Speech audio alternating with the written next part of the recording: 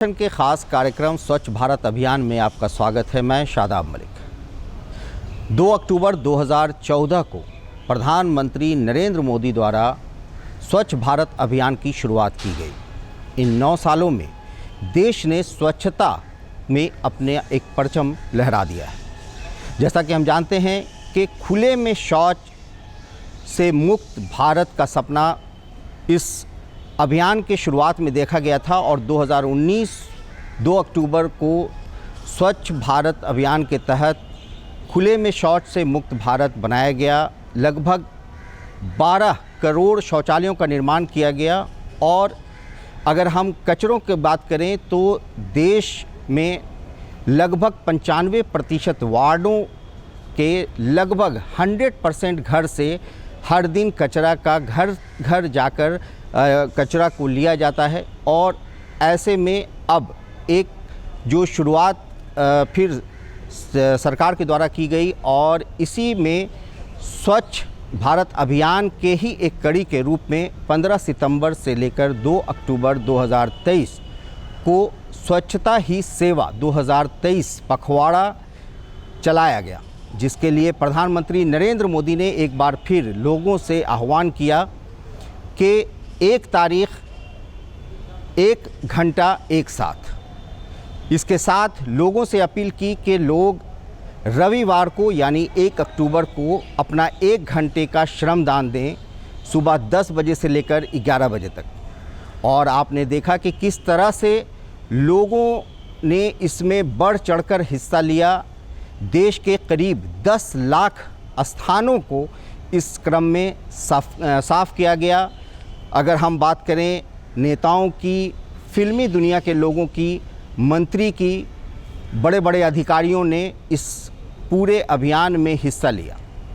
तो इस तरह से ये अभियान अब जब से सरकार ने ये अभियान स्वच्छ भारत का चलाया है, ये अभियान अब सरकारी कागज़ पर नहीं बल्कि एक जनमानस आंदोलन का रूप ले चुका है। आज हम इसी मुद्दे पर चर्चा करेंगे। हमारे साथ मौजूद हैं बिहार प्रदूषण नियंत्रण बोर्ड के पूर्व अध्यक्ष डॉक्टर अशोक घोष। सर, आपका हमारे इस खास कार्यक्रम में बहुत बहुत स्वागत है।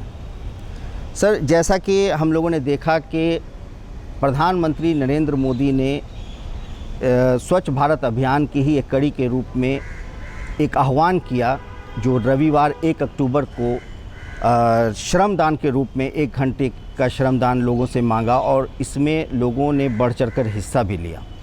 तो सर, इससे आप अगर से हमारा सवाल है कि आप इसे किस तरह से देखते हैं कि इसका जनमानस पर कितना प्रभाव पड़ेगा? मैं इस बात पर अक्सर जोर देता हूँ, पर्यावरण सुरक्षा के लिए या स्वच्छता के लिए जो भी करना है वो जन भागीदारी के बगैर पूरा नहीं हो सकता है, क्योंकि समस्या बहुत बड़ा है। और सरकारी तंत्र, चाहे पोल्यूशन कंट्रोल बोर्ड हो या कॉरपोरेशन हो या सरकार का कोई विभाग हो, वो मैन पावर लीजिए या संसाधन लीजिए, वो लिमिटेड है। क्योंकि आबादी आप जानते हैं, इंडिया का, भारतवर्ष का आबादी 140 करोड़ क्रॉस कर चुका है। और इतने बड़े आबादी को सपोर्ट करने के लिए या उनका जो कचरा का निष्पादन होता है उसको पूरा तरह से स्वच्छ करने के लिए ये बहुत आवश्यक है कि जन भागीदारी हो। और हमारे प्रधानमंत्री ने, माननीय प्रधानमंत्री ने जो ये अभियान चलाया, उससे 2 फ़ायदा तो ज़रूर हुआ। पहला फ़ायदा तो ये हुआ कि अब लोग मानने लगे हैं कि गंदगी है। हमको याद है कि शुरू में तो लोग मानते ही नहीं थे कि गंदगी है, गंदगी दिखाई पड़ता था फिर भी बोलते थे यार ठीक है चलता है। तो एक जनमानस में ये आगाह किया लोगों को कि गंदगी है। और दूसरा स्टेप जो इक्वली इम्पॉर्टेंट है वो जन भागीदारी। अब हम लोग भी समझने लगे हैं कि जब तक जन भागीदारी नहीं होगी, संपूर्ण स्वच्छता का जो स्वप्न देखा गया है हमारे प्राइम मिनिस्टर के द्वारा, वो पूरा नहीं होगा। इसलिए इस तरह का इनिशिएटिव लेना भारतवर्ष के लिए इम्पॉर्टेंट है। असर हो रहा है धीरे धीरे और हमको आशा है कि आगे के दिनों में और भी स्वच्छता की ओर हम लोग जाएंगे। जैसा आप जानते हैं कि हमारा जो ये कार्यक्रम है स्वच्छ भारत अभियान के तहत ये कार्यक्रम है और इसमें हम आपको अब एक रिपोर्ट दिखाते हैं। जो रिपोर्ट उस पर है जो प्रधानमंत्री नरेंद्र मोदी ने देश से अपील की थी लोगों के श्रमदान की और स्वच्छता ही सेवा है, इसे लेकर जो रिपोर्ट आई है आप वो रिपोर्ट देखें। स्वच्छता ही सेवा की मुहिम प्रधानमंत्री के आह्वान के बाद एक जन अभियान में बदल गई है। इस वर्ष में देश भर से 32 करोड़ से अधिक लोग इस अभियान से जुड़ चुके हैं। इनमें लगभग 15 करोड़ नागरिकों ने श्रमदान में सक्रिय रूप से भाग लिया। 3.68 लाख लोगों ने स्वच्छ भारत मिशन की गतिविधियों में स्वेच्छा से श्रमदान किया। स्वच्छता पे हमारे माननीय प्रधानमंत्री ने 2014 के बाद से काफ़ी ध्यान देना शुरू किया, जिससे पूरे देश में भी बदलाव आया और हमारे कैंपस में भी आया। अभी जो स्वच्छता अभियान 3.0 चल रहा है, जो 2021, 2022 और 2023 में 3.0 है, लेकिन यहाँ इस केंद्र पे आने के बाद 2020 से ही हमने यहाँ विशेष करके स्वच्छता अभियान चलाना शुरू किया और 2021 और 22 में उसी का फॉलोअप करते गए और 2023 अभी चल रहा है, जो पूरे 1 महीने चलेगा।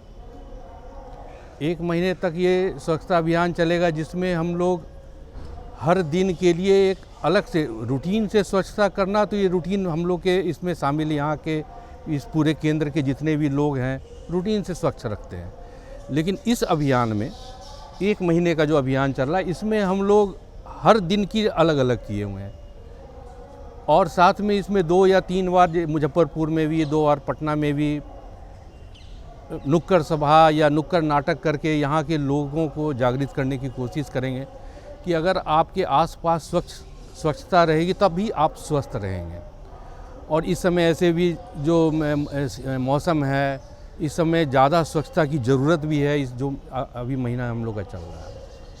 इसी के तहत जो पिछले 15 सितंबर से हम लोगों ने शुरू किया स्वच्छता ही सेवा और 2 तारीख से फिर स्वच्छता अभियान 3.0 जो शुरू किया, इसमें केंद्र और जो हमारे दूरदर्शन के जब क्वार्टर जहां हमारे स्टाफ रहते हैं, उनके उन सब चीज़ पर विशेष ध्यान दिया जा रहा है जो रूटीन से जहां सफाई नहीं होती है, जहां एनुअली होता है या 6 महीने पे होता है, उनको हम लोग इस 1 महीने में शामिल किए हैं। पूरे भारतवर्ष में स्वच्छता अभियान आदरणीय प्रधानमंत्री जी के नेतृत्व में आरंभ हुआ है 1 अक्टूबर से लेकर 31 अक्टूबर तक, और ये स्वच्छता अभियान 3.0 इसका ये नामकरण किया गया है। और हमें लगता है कि ये अभियान 1 महीने तक चलेगा और इसमें प्रतिदिन एक बनाया गया है कि आज हम क्या करें, 2 तारीख को क्या करें, 3 तारीख को क्या करें। लेकिन सबसे बड़ी बात यह है कि ये अभियान हमें अपने हृदय से आरंभ करके पूरे अपने आसपास, अपने घर, परिवार, मोहल्ला, अपना कार्यालय, जो भी आप देखें, ये कोशिश करें कि इस अभियान की सफलता के पीछे हमारा योगदान सबसे महत्वपूर्ण है। क्योंकि अगर हम इस स्वच्छता अभियान में खुद को शरीक करेंगे तो धीरे धीरे वो एक चेन जो है बनता चला जाएगा और पूरा विश्व जो है इसका अनुकरण करेगा, अनुपालन करेगा, तो पूरा विश्व स्वच्छ होगा और स्वच्छ रहने से हम स्वस्थ भी रहेंगे। तेजी से बदलाव लाने के लिए शुरू हुए जन आंदोलन के प्रति दृढ़ संकल्प और शक्ति को दर्शाते हैं। माननीय प्रधानमंत्री श्री नरेंद्र मोदी जी के नेतृत्व में हम सब आज सेवा के लिए, स्वच्छता के जो हम सेवा के लिए सब आए हैं। स्वच्छता हमारा देश की बहुत ज़रूरी है। क्लीनलीनेस जो इसको बोलते हैं इंग्लिश में, ये स्वच्छता की लोगों के मन में वो एक अवेयरनेस लेके आना है और लोगों को ये बोलना है कि ये बहुत जरूरी है। विभिन्न स्थानों पर स्वच्छता के लिए श्रमदान के लिए 1 घंटा समर्पित होगा। ये कृतज्ञ राष्ट्र की बापू को स्वच्छांजलि होगी। स्कूल, कॉलेज, विश्वविद्यालयों, सरकारी कार्यालयों, रेलवे स्टेशनों, हवाई अड्डों, अस्पतालों सहित तमाम स्थलों पर स्वच्छता की मुहिम असर डालती दिख रही है। जो भारत सरकार का अभियान है स्वच्छता ही सेवा, उसके तहत हमारी बटालियन में पुनौरा धाम और कई स्थलों को चुना हुआ है। पुनौरा धाम का ऐतिहासिक महत्व भी है, माँ सीता का जन्मस्थली माना जाता है, पर्यटक स्थल भी है, तो हमने इसे चुना और हम लगे हुए पूरी तरह साफ सफाई में। इसके अलावा हम रेलवे ट्रैक्स, रोड्स और कई मार्केट भी साफ कर रहे हैं पूरे कार्य क्षेत्र में अपने। लेकिन जो वाहिनी है, वाहिनी के लोग यहाँ इकट्ठे हैं और पूरी तरह लगे हुए हैं, आप देख सकते हैं। बच्चों को समय समय पर स्वच्छता का महत्व समझाया जाता है। इस तरह के क्रियाकलाप होते हैं, पाठ्य सहगामी क्रियाएं ऐसी होती हैं जिसमें बच्चे स्वच्छता का महत्व खुद ब खुद सीख जाते हैं और उसे अपनी जीवन शैली में अपना लेते हैं। ये अभियान बहुत महत्वपूर्ण है। जैसा कि आप देख रहे हैं, हम सब यहाँ सफाई कर रहे हैं। स्वच्छता हम सबके लिए बहुत ही ज़्यादा महत्वपूर्ण रखता है। बच्चे स्वस्थ रहते हैं, ऐसे बीमारी कम फैलती है, तो बहुत ही ज़रूरी है ये हमारे लिए। सर, ये चीज़ बहुत महत्वपूर्ण है अपने देश के लिए। हमें ये चीज़ रोज़ अपने सेल्फ में अपनाना चाहिए कि हम लोग रोज़ अपने आसपास का कचरा साफ़ करें। और यही नहीं, क्लास में भी हमें जो कचरा है वो हमें सीधा डस्टबिन में डालना चाहिए। जो हम इधर उधर फेंक देते हैं उससे हमारे एनवायरनमेंट को बहुत हानि पहुँचती है। और देश संपूर्ण स्वच्छता के मकसद की ओर तेजी से कदम आगे बढ़ा रहा है। तो देखा आपने कि किस तरह से लोगों की भागीदारी स्वच्छता को लेकर रही और लोगों ने अपना श्रमदान दिया। स्वच्छता पर प्रधानमंत्री की अपील के बाद लोगों में काफ़ी देखा जाए तो जोश दिखा। लोगों ने अपने सड़कों की अपने अपने इलाके के जो जगह उन लोगों ने डिसाइड की थी वहाँ किस तरह से स्वच्छता अभियान को अंजाम दिया। सर, स्वच्छता और पर्यावरण को आप किस तरह से देखते हैं सर? देखिए, पर्यावरण और स्वच्छता एक दूसरे से बिल्कुल रिलेटेड है, क्योंकि जब भी हम गंदगी फैलाते हैं तो उसका असर पर्यावरण पर होता है और पर्यावरण का असर जो होता है वो मानव जाति के स्वास्थ्य पर भी होता है और प्रकृति पर भी होता है। तो ये नॉर्मली देख रहे होंगे कि जब भी कोई स्ट्राइक होता है पटना म्यूनसिपल कॉरपोरेशन का या कोई भी कारण से काम ठप हो जाता है तो हमारे रोड का स्थिति ख़राब हो जाता है, दुर्गंध फैलता है और बहुत सारे माइक्रोब्स भी ग्रो करते हैं जो हमारे और आपके स्वास्थ्य के लिए हानिकारक है। तो ये चीज़ समझ में आना कि जो गंदगी है उससे पर्यावरण का नुकसान तो हो ही रहा है, साथ में हम लोगों का भी स्वास्थ्य का नुकसान हो रहा है। ये अगर हम लोग के सभी के समझ में आ जाए और संपूर्ण भागीदारी का, जैसा कि 1 अक्टूबर को देखा गया कि समाज के सभी तबके के लोग इसमें भाग लिए, एक्टिवली भाग लिए और उसका असर भी दिखाई पड़ा। ये चीज़ एक दिन नहीं होना चाहिए, हमारे साइक में होना चाहिए। एक दिन तो सिंबॉलिक था, एक मैसेज देने के लिए था कि स्वच्छता में नागरिकों का भी रोल है, लेकिन धीरे धीरे अगर हम अपनी जिम्मेवारी को समझने लगेंगे कि पटना को या और भी किसी शहर को स्वच्छ रखने के लिए जो पटना वासी हैं उनको भी काम करना होगा, क्योंकि जो गंदगी हम फैलाते हैं उसका सीधा असर हम पर ही होता है। इसलिए पर्यावरण का अगर आपको सुरक्षा करना है तो ये ख्याल रखना होगा कि पर्यावरण को स्वच्छ रखें। अगर पर्यावरण को स्वच्छ नहीं रखेंगे तो उसका असर प्रकृति पर भी होगा और प्रकृति के बीच हम रहते हैं तो हम लोग भी प्रभावित होंगे। जैसा कि हम जानते हैं कि स्वच्छता का संबंध पर्यावरण से है और पर्यावरण को अगर हम देखें तो पर्यावरण का संबंध सीधा स्वास्थ्य से है। तो आप मौजूदा वक्त में आप महावीर कैंसर संस्थान में तो हैं ही, वहाँ किस तरह से आप इसको अपने हिसाब से देखते हैं और लोगों को क्या इसके बारे में बताना चाहते हैं? आपका प्रश्न का बहुत औचित्य है और मैं महावीर कैंसर संस्थान में शोध में कार्यरत हूँ। एग्जाम्पल तो बहुत है जो स्वास्थ्य का आपने बात किया। मैं 2 पॉइंट इसमें बताना चाहूँगा। एक तो मैंने महावीर कैंसर संस्थान ज्वाइन किया था 2016 में। उस साल में सालाना करीब 10 से 12 हज़ार पेशेंट कैंसर के आते थे।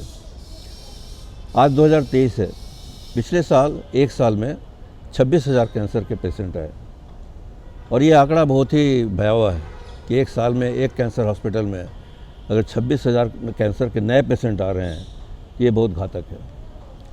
और इसमें स्वच्छता का रोल बताने के लिए मैं केवल एक एग्जांपल दूंगा, क्योंकि इस पर तो डिस्कशन घंटों हो सकता है। आप प्लास्टिक के बारे में जानते हैं, प्लास्टिक बैन हो चुका है, फिर भी प्लास्टिक यूज हो ही रहा है, सब्जी मार्केट में जगह जगह पर हो रहा है। तो नॉर्मली हम लोग जागरूक नहीं होते हैं और जब बोलते हैं कि नहीं हमको प्लास्टिक का थैला में सामान दो, हम थैला लेके नहीं आए। आप थैला ले लेते हैं प्लास्टिक का, उसको फेंक देते हैं पानी में या ज़मीन में कहीं ना कहीं और सोचते हैं कि हमारा से छुटकारा हो गया। लेकिन जो आप प्लास्टिक का थैला फेंकते हैं, सिंगल यूज़ प्लास्टिक का कोई भी सामान भेजते हैं, तो उसको बायोलॉजिकली डिजॉल्व होने में तो 400 साल लगता है।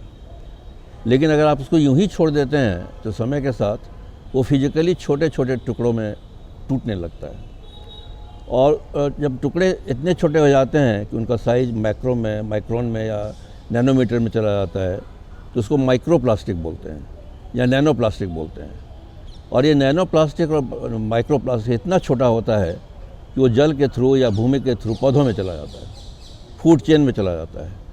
और पौधों के थ्रू जब आप कुछ खाते हैं तो पौधों से ही खाते हैं, तो वो आपके शरीर में चला जाता है। और शरीर में अगर नैनो प्लास्टिक चला जाए या माइक्रो प्लास्टिक चला जाए तो कार्सिनोजेनिक होता है, वो कैंसर कॉज करता है। हम ये नहीं कह रहे हैं कि केवल माइक्रो प्लास्टिक से ही कैंसर होता है, उससे भी कैंसर होता है। एक उदाहरण ये है। दूसरा, गंदगी जो अक्सर पटने में पाया जाता है, बायोमेडिकल वेस्ट।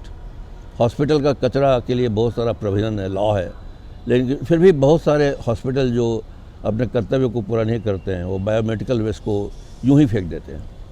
और उस वेस्ट में बहुत सारी दवाइयाँ भी होती हैं अनयूज्ड, और वो दवाइयाँ अगर धीरे धीरे आपके ज़मीन के अंदर के भूजल में चला जाए तो वो भी, आप अगर स्वस्थ हैं और आप पानी के थ्रू कोई दवा ले रहे हैं तो आपके लिए घातक है। चाहे फार्मास्यूटिकल वेस्ट हो या कॉस्मेटिक प्रोडक्ट का वेस्ट हो, ये सभी मिट्टी में जाता है, मिट्टी के थ्रू पौधे में जाता है, पानी में जाता है और आपके शरीर में आता है, और ये कारक हो जाता है कैंसर का। आज के दिन में केवल आप ये नहीं कर सकते हैं कि केवल सिगरेट पीने से कैंसर होता है या केवल गुटखा खाने से कैंसर होता है। सिगरेट और गुटखा से कैंसर होता है, खैनी से कैंसर होता है, लेकिन उसके अलावा जो आपका वेस्ट है, जो भी म्यूनिसिपल वेस्ट है, उसका अगर ठीक से केयर हम नहीं करें तो वो भी कैंसर का कारक हो गया है। ऑलरेडी हमने शोध प्रकाशित किया है जिसमें इस बात पर प्रकाश डाला है कि बहुत सारे कारक हैं जो पहले पता नहीं था या पहले था ही नहीं। आज के दिन में बहुत सारे कारक हैं और वो हेल्थ को प्रभावित करते हैं। जब मैं पॉल्यूशन कंट्रोल बोर्ड का चेयरमैन था तो मैंने इस चीज़ का स्टडी करवाया था कि ये जो प्रदूषण हो रहा है उसमें इसका स्रोत क्या क्या है, कहाँ कहाँ से आ रहा है। क्योंकि बिहार के बारे में आप जानते हैं कि बिहार में इंडस्ट्रीज़ कम है, फिर भी पॉल्यूशन बहुत है, खास करके एयर पॉल्यूशन और वाटर पॉल्यूशन। तो एक अध्ययन कराया था मैंने जिसमें यूनेप ने भी भाग लिया था और भी एजेंसी ने काम किया था। उसका निष्कर्ष ये निकला था कि 3-4 कारक हैं जो बहुत पॉल्यूटेंट करते हैं, बहुत पॉल्यूट करते हैं वातावरण को। उसमें पहला है ट्रांसपोर्ट सेक्टर। आप देखते होंगे कि रोड पर जो गाड़ियां हैं उसका संख्या दिनों दिन बढ़ते जा रहा है। रोड तो नहीं बढ़ता है। फिर मैं बचपन को कंपेयर करूं अपने, तो मैं गर्दनी बाग में रहता था और क्वार्टर में, गवर्नमेंट क्वार्टर में, मेरे पूरे मोहल्ले में केवल 2 फैमिली के पास कार था। मैं ये 60-65 की बात बता रहा हूँ। एक वकील साहब के यहाँ, एक डॉक्टर साहब के यहाँ। आज के दिन में हर घर में 2 कारें हैं। और हम लोग क्या करते हैं कि पान भी खाना हो तो कार लेकर के निकल जाते हैं, 500 मीटर जाना हो तो कार लेकर निकल जाते हैं, मोटर बाइक लेकर निकल जाते हैं, और उसका उत्सर्जन जो होता है वो हानिकारक है। तो सबसे बड़ा प्रदूषण का सोर्स अगर शहरों की बात करें तो वाहन है, ट्रांसपोर्ट सेक्टर है। इसे बहुत ज़्यादा होता है और इसमें जन भागीदारी में ये हो सकता है कि आपको थोड़ा दूर जाना हो, 100 मीटर जाना हो, 200 मीटर जाना हो, तो गाड़ी का प्रयोग नहीं करें या कार पूलिंग करें। ये सब करने से घट सकता है। उसके अलावा दूसरा सेक्टर भी था जो बहुत उत्सर्जन करता था, कार्बन का पॉल्यूशन करता था, वो ब्रिक इंडस्ट्री। बिहार में ब्रिक बहुत है, ब्रिक इंडस्ट्री बहुत ज़्यादा है, ईंट भट्टे बहुत ज़्यादा है, और ईंट भट्टे का संख्या लगभग बिहार में 6,500 है। तो उससे भी काफ़ी ज़्यादा पॉल्यूशन होता था। तो उसको ठीक करने के लिए अपने समय में हम लोगों ने नए टेक्नोलॉजी का सजेशन दिया, जिसको जिग-जैग टेक्नोलॉजी बोलते हैं। उस टेक्नोलॉजी के द्वारा अगर ईंट का निर्माण हो तो ईंट का गुणवत्ता भी बढ़ जाता है और कार्बन का उत्सर्जन भी कम जाता है। और आपको खुशी होगी ये जान के कि अभी तक में जो 6,500 ईंट भट्टे थे बिहार में, उसमें से लगभग 4,500 ईंट के भट्टे नए टेक्नोलॉजी में कन्वर्ट कर चुके हैं। और हमको आशा है, हमको छोड़े हुए 4 महीना हो गया, वो काम आगे भी बढ़ रहा होगा। और टारगेट था उस समय कि 1.5 साल 2 साल के अंदर जितने भी ईंट के भट्टे हैं उसको नए तकनीक में कन्वर्ट कर दिया जाए, जिससे कि प्रदूषण कम हो। और फिर तीसरा पॉइंट जो है, जो इसमें आम भागीदारी हो सकती है, कि जो उत्सर्जन होता है कार्बन का, तो उस कार्बन को एब्जॉर्ब करने के लिए भी साधन है, वो पौधा है, प्लांट है। तो अधिक से अधिक प्लांटेशन करिए, जहाँ तक हो सके प्लांटेशन करिए। लोग बोलते हैं हम तो फ्लैट में रहते हैं, तो फ्लैट में कहाँ जगह कहाँ है। तो आज के दिन में प्लांटेशन फ्लैट के बालकनी में भी हो सकता है, घर के छत पर भी हो सकता है, ज़मीन पर भी हो सकता है। तो जितना भी आप प्लांटेशन करेंगे वो कहीं ना कहीं से जो पॉल्यूटेंट निकल रहा है, कार्बन का उत्सर्जन हो रहा है, उसको फिर से वापस लेगा। और कार्बन को फिर से वापस लाने में वेटलैंड की भूमिका भी बहुत है। बिहार में पहले बहुत वेटलैंड था, धीरे धीरे समय के साथ वो निगलेक्ट हो गया और वो सुसुप्त अवस्था में जा रहा है धीरे धीरे, उसको रिवाइव करने की आवश्यकता है।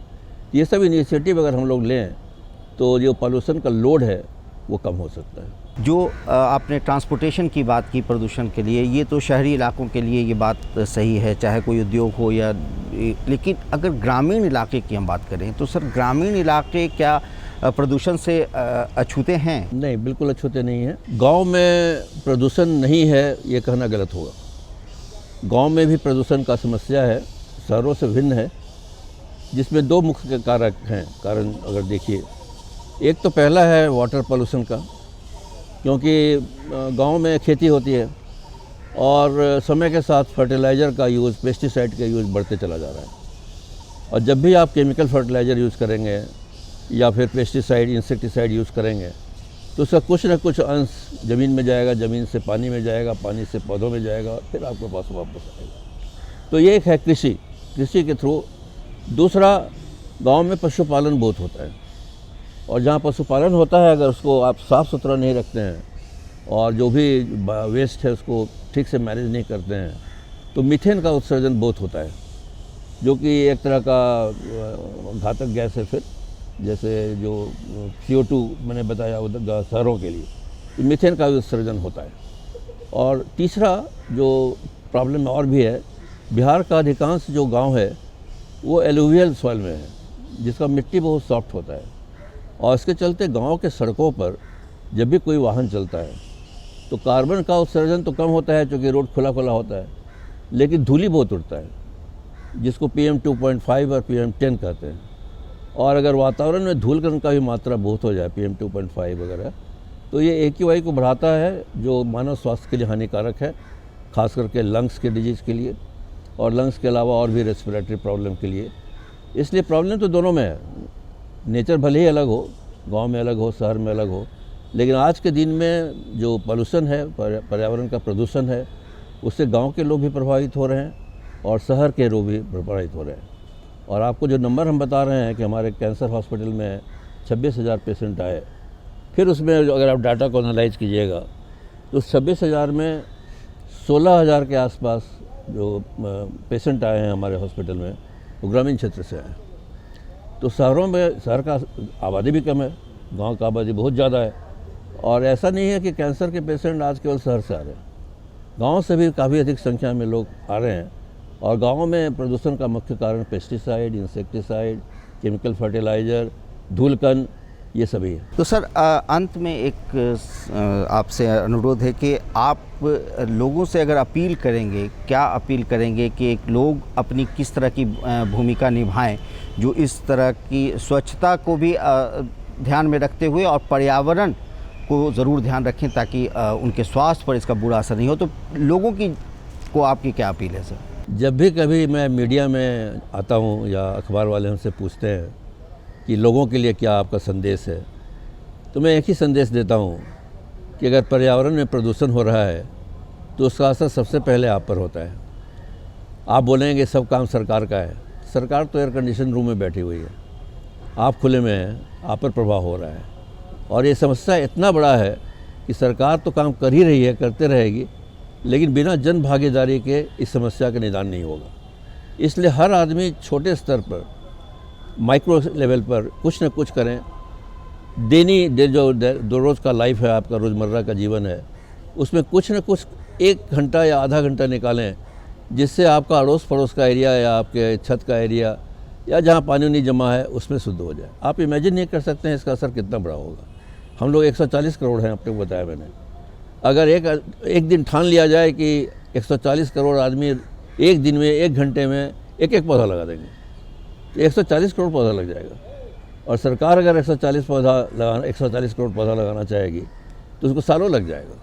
तो जनमानस का जो स्ट्रेंथ है बहुत ज़्यादा है, और अगर सरकार के साथ वो मिल जाएं, ये नहीं सोचें कि ये प्रॉब्लम केवल सरकार का है बल्कि हमारा भी है, दोनों मिल के काम करें, एक दूसरे को कोऑर्डिनेट करें, तो इस समस्या का निदान हो सकता है।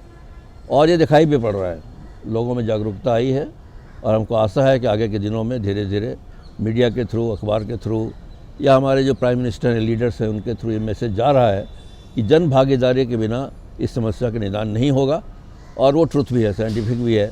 जहाँ जहाँ जन भागीदारी हुई है वहाँ इस समस्या का निदान हुआ है, जिसका बर्निंग एग्जाम्पल है इंदौर सिटी। आज के दिन में इंदौर सिटी का नाम लेते हैं लोग स्वच्छता के लिए। उसका कारण यही है कि वहाँ की जनता भी आज जागरूक है, सरकार भी जागरूक है, और दोनों के मिलने से वो स्वच्छ है। वो हम लोग ठान लेंगे, अगर पटना वासी या बिहार के वासी, कि हम भी कुछ करेंगे, इस समस्या का निदान होगा। तो सर, आपने बहुत सारी जानकारियां दी, इसके लिए आपका बहुत बहुत धन्यवाद सर। धन्यवाद, हमको यहाँ बुलाने के लिए बहुत बहुत धन्यवाद। प्रधानमंत्री की अपील के बाद लोगों ने अपना श्रमदान दिया, उसे लेकर अलग अलग ज़िलों में क्या कुछ हुआ। साथ ही साथ हमने पटना दूरदर्शन के कर्मचारी और अधिकारियों द्वारा किए गए कार्य को भी देखा, और ये ज़रूर हमने समझा कि ये श्रमदान की अपील एक तरह से कहा जाए तो सिर्फ एक सांकेतिक है, ये एक संकेत है। संकेत इस बात की कि हम इसे अपने जीवन में ढाल लें, ताकि आने वाले दिनों में हम स्वच्छता के लिए एक अलग से अभियान न चलाएं, बल्कि अपने जीवन में इसे शामिल कर लें और हर दिन अपने आप को स्वच्छ रखें, अपने इलाके को स्वच्छ रखें, अपने घर को स्वच्छ रखें। अगर हम इन सारी चीज़ों को स्वच्छ रखेंगे, देश हमारा खुद ब खुद स्वच्छ हो जाएगा, और जो हमारा सपना है वो ज़रूर एक दिन पूरा होगा। तो आज के लिए इतना ही। आज हमें इजाज़त दीजिए। धन्यवाद।